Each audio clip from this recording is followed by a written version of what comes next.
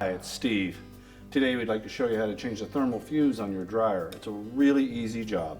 All we're going to need is a number 2 Phillips screwdriver and maybe a pair of needle nose pliers. Let me show you how we do it. Now to do this repair, the first thing we'll need to do is to disconnect power to the dryer. So simply unplug it. And next you will need some access to the back, so you may need to pull your dryer forward and be careful not to damage the vent. So our first step will be to remove the main top. There are 3 screws that are located underneath the lip at the back. We'll just need to remove those. So first of all, we need to remove the main top. It's held in place with 3 screws located across the back underneath that lip. So simply remove those.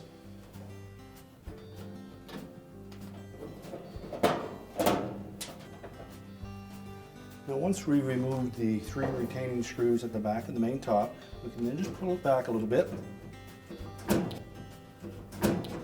and then lift it off of the cabinet. Now with the main top removed, our next step will be to remove the control panel or console, and it's held to the machine with 2 screws, one on either side. We'll remove those first. These screws are a little bit different than the remainder of the screws that we'll be taking out, so keep them separate.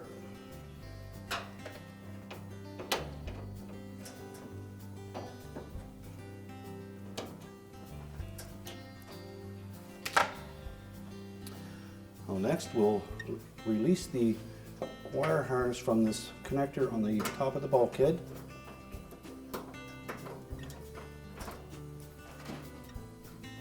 Just separate those and pull it out through. And then across the back of that control panel housing, there are 3 or 4 little tabs that clip onto a metal bracket. So we'll need to pry up with our hands on those and pull back.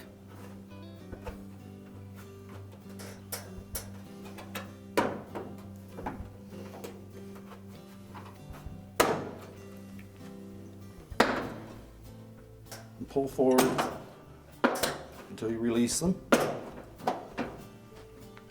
There are also a couple of tabs on the bottom. We need to just shift that slightly, lift up on it, and then pull it out. Now to do this repair, we also suggest that you remove this mounting panel on the front here. It's held in place with 1 screw on either side and then a short one down through the top on either side. So we'll go ahead and remove those next. These screws are a little shorter than the rest of the mounting screws, so keep them separate.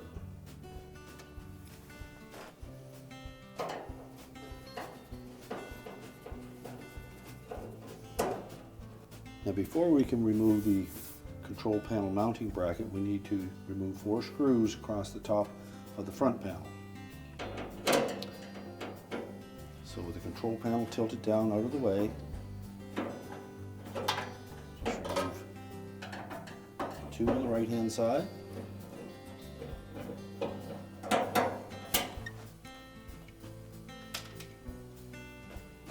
You will have to hold the control panel just to the side enough to remove that screw, and then while holding the control panel out of the way, we can remove the 2 on the left.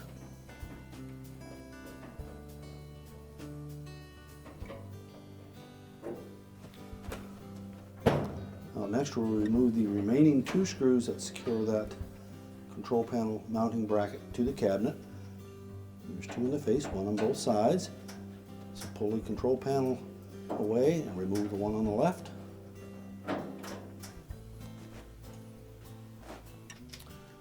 Now next we'll remove 4 more screws that secure the top of the front panel to that mounting bracket.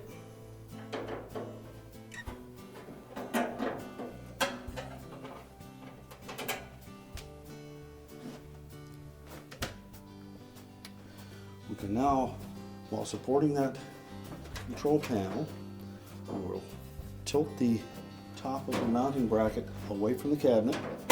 Just lift up slightly, pull it away.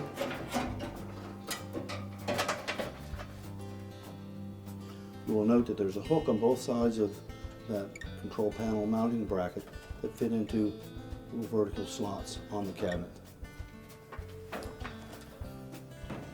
With that released, we can then disconnect the door switch harness. Just reach down in through the top and pull the harness away from the switch. And then set it completely off to the side. Now next we'll remove the front panel. To do so, we'll open the door up and we're going to remove 2 screws located down in the lint filter area. These 2 screws are specific to this location, so keep them separate. And as you remove the last screw, support that front panel so that it doesn't tilt forward on you. And then we can tilt that whole panel forward and lift it off of the base. So there are 2 clips on the bottom that holds the bottom of that front panel in place. We'll set that aside. Next we'll remove the harness to the light bulb. Simply unplug it. And then we're going to remove the bulkhead. On most models it's held in place with 4 screws, 1 through each of these tabs on the sides. And some models will have screws into the blower housing as well. So if your model has those, you'll need to remove those 2 screws. We'll also need to disconnect the sensor harness to the moisture sensor. So depress that locking tab and separate it. And then go ahead and remove these screws. Now we can lift that bulkhead away from the cabinet. Just lift up on it. Each of these tabs has a little T-shaped hook on it. You need to disengage those from the cabinet.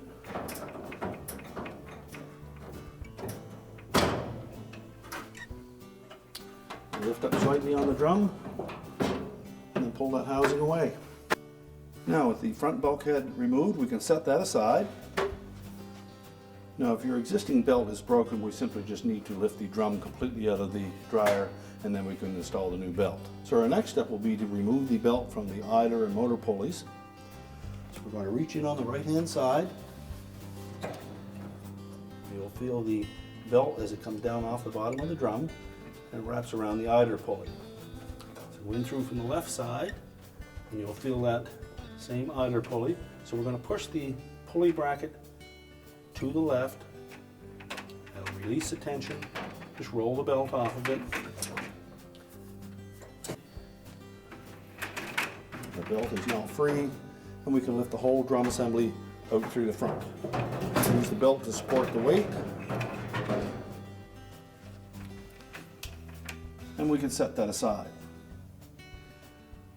Now with the drum out of the way, you can now access that thermal fuse.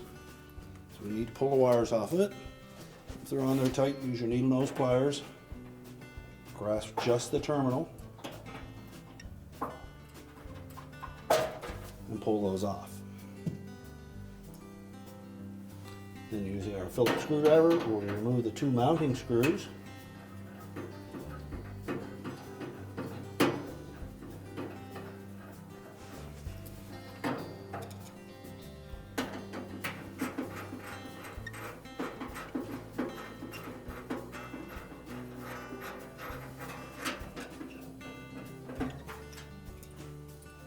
Retain the screws, but discard the old thermal fuse.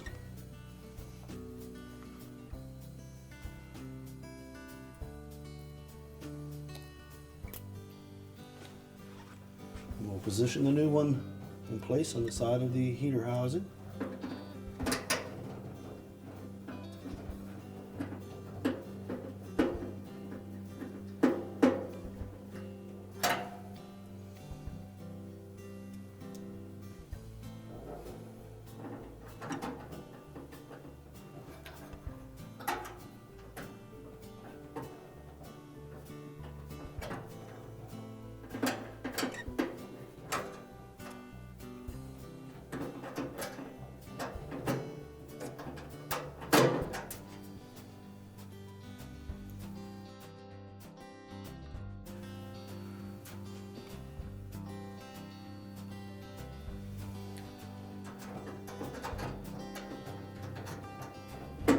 And simply reinstall the retaining screws, tighten them securely.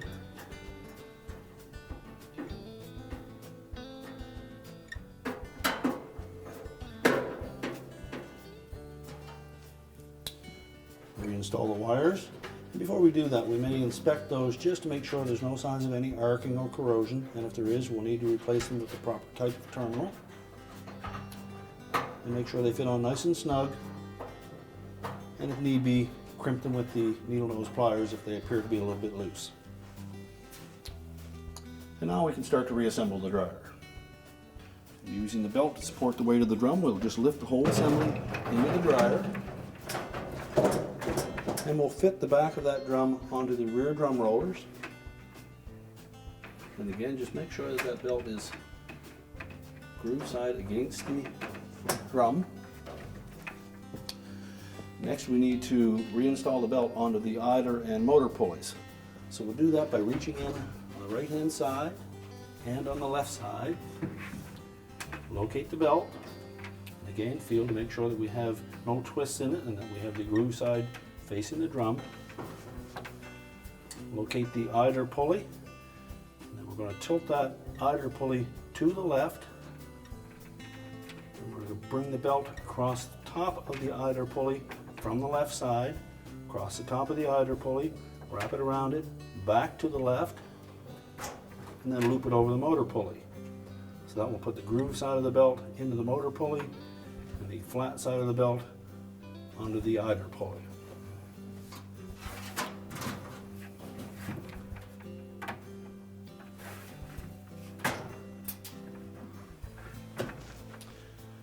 And then we're just going to rotate that drum a couple rotations. We should see the blower wheel rotate at the same time. That will help center the belt on the drum. And just keep an eye on it, make sure that it stays with the groove side against the drum. Double check, make sure it stayed flat side on the idler pulley and groove side on the motor pulley. And now we can put the front bulkhead back on. Now when reinstalling the front bulkhead, we need to make sure that these little T-hooks properly engage the openings in the lip of the cabinet at the front. We'll also have to make sure that the drum sits firmly on the front drum rollers. So we'll lift up on the drum as we position the bulkhead. We need to make sure that that little T-shaped hook fits into that slotted opening. And they should drop down so that the screw holes line up. Then replace the 4 screws.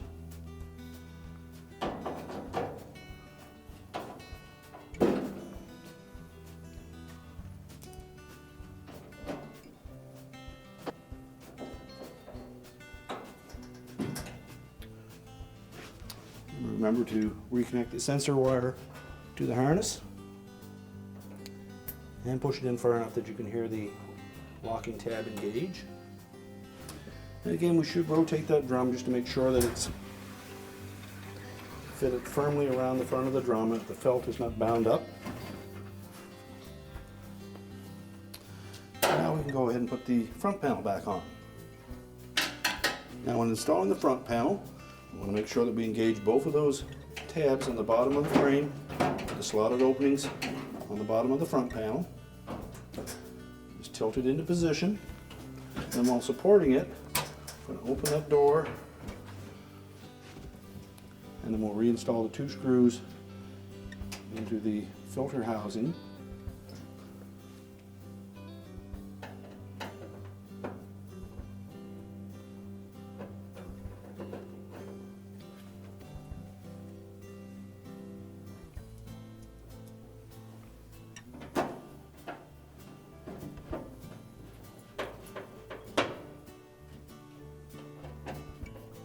Tighten those securely and then close the door up. Now next we'll reconnect the wire harness to the light bulb. Make sure it's firmly inserted. And then we'll pivot the mounting bracket and control panel housing down into position.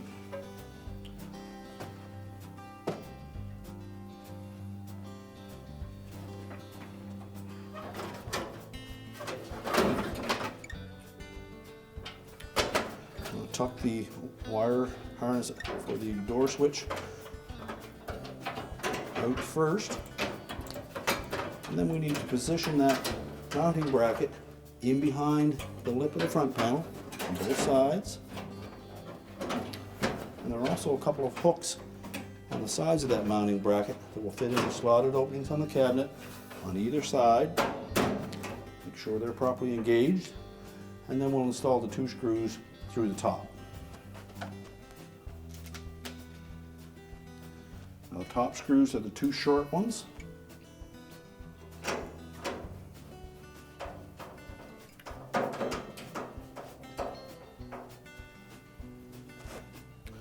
Tighten them both firmly.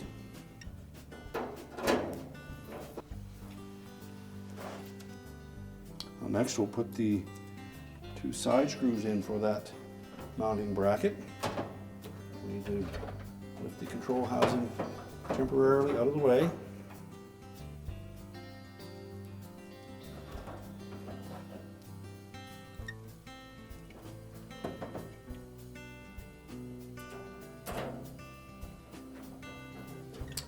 Next, the 4 screws across the top of the front panel. And again, you will need to hold that control panel housing out of the way while you put 2 screws on the left side into position.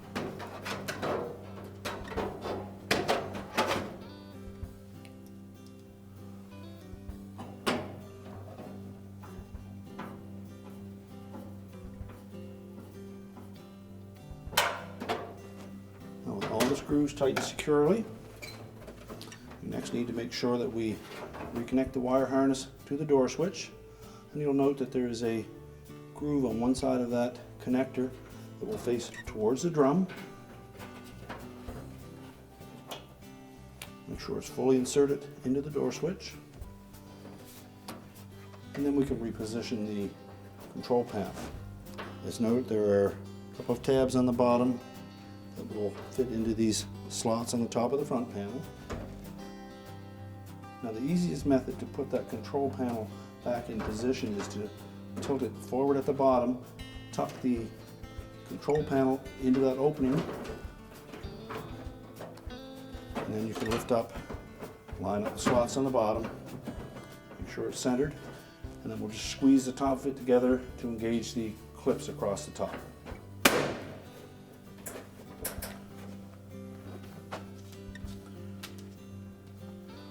We'll install the 2 retaining screws from the mounting bracket into the control panel housing.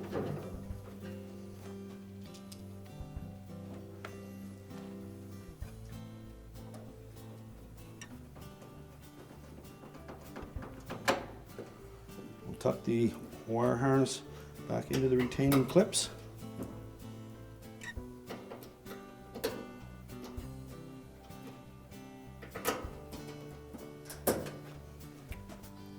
And now we can put the main top on. When installing the main top, I want to make sure that we engage these 2 spots with the little plastic stubs that protrude from the top of the cabinet. So line it up side to side properly, set it back about an inch gap between the back of the control housing and the top, and push it forward, and that should engage the top. Install the 3 retaining screws across the back.